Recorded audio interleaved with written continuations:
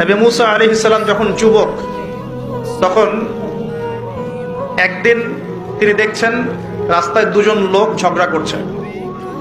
একজন তার গোত্রের, আর একজন হচ্ছে ফেরাউনের বাহিনীর। মুসা আলাইহিস সালাম তার গোত্রের, যে তার জাতের, তার সাথে তার পক্ষ নিলেন। তো কোরআন বলছে যে সেই এক ঘুষিতেই সেই ব্যক্তি মারা গেছে। ঠিক আছে, ওয়াকাযাহু, মুসা আলাইহিস সালাম তাকে একটা ঘুষি দিলেন, ফাকাদা আলাইহি, এতেই তার মৃত্যু হয়ে গেল। পরের দিন আবার একই ঘটনা ঘটছে।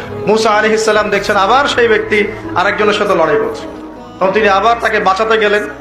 তখন সেই ব্যক্তি বলছে, গতকাল কিন্তু তুমি একজনকে ঘুষি মেরে হত্যা করেছো, আজকে কি আবার আমাকে হত্যা করতে চাচ্ছ? তখন এক ব্যক্তি খবর নিয়ে আসলো, মুসা এখান থেকে পালাও, কারণ ফেরাউনের বাহিনী তোমাকে ধরতে আসছে, কারণ তারা মনে করে তুমি একজনকে হত্যা করেছো। তখন মুসা আলাইহিস সালাম মিশর থেকে চলে গেলেন, হিজরত করলেন। এই মিশর থেকে হিজরত করে তিনি এই শুআয়ব আলাইহিস সালামের কওমে মাদিয়ান এখানে চলে গিয়েছিলেন। এখানে তিনি একটা গাছের নিচে বসেছিলেন। বসে তিনি দেখলেন যে কিছু মানুষ গবাদি পশুদেরকে পানি পান করাচ্ছে, আর দূরে দুটো মেয়ে দাঁড়িয়ে আছে। তো মুসা আলাইহিস সালাম তাদেরকে গিয়ে বললেন, আপনারা দাঁড়িয়ে আছেন কেন?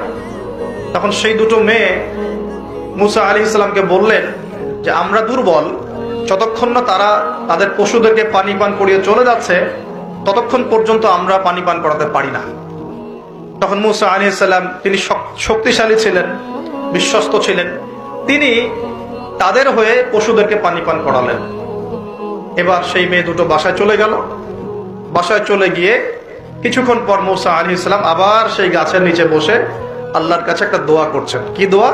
আল্লাহ পাক কোরআনে বলছেন, নবী মুসা আলাইহিস সালাম বলেছিলেন, রব্বি, হে আমার রব, ইন্নী লিমা আনজালতা ইলাইয়া মিন খায়রিন ফাকির, হে আল্লাহ, তুমি আমার প্রতি যে নিয়ামত বর্ষণ করবে, তুমি আমার উপর যে অনুগ্রহ বর্ষণ করবে, আমি তার জন্য ভিখারি হয়ে বসে আছি। বলেন সুবহানাল্লাহ। কারণ এখন মুসা আলাইহিস সালাম ফেরারি মানুষ, মিশর থেকে চলে আসছেন, না এখানে আছে খাবার, না আছে বস্ত্র, না আছে বাসস্থান, না আছে কোনো আত্মীয় স্বজন, একাকী। তখন তিনি গাছের নিচে বসে এই দোয়া করছেন, রব্বি ইন্নী লিমা আনজালতা ইলাইয়া মিন খায়রিন ফাকির, হে আল্লাহ, আমার উপর তুমি যে নিয়ামতগুলো দিবে এর জন্য আমি ভিখারি হয়ে বসে আছি। সুবহানাল্লাহ।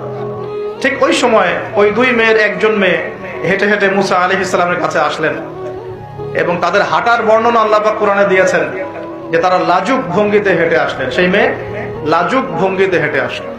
এখনকার মেয়েদেরকে এই হাঁটা কে শিখাবে যে মেয়েদেরকে লাজুক ভঙ্গিতে হাঁটতে হয়? লজ্জা শরম তো সেই কবে উঠে গেছে।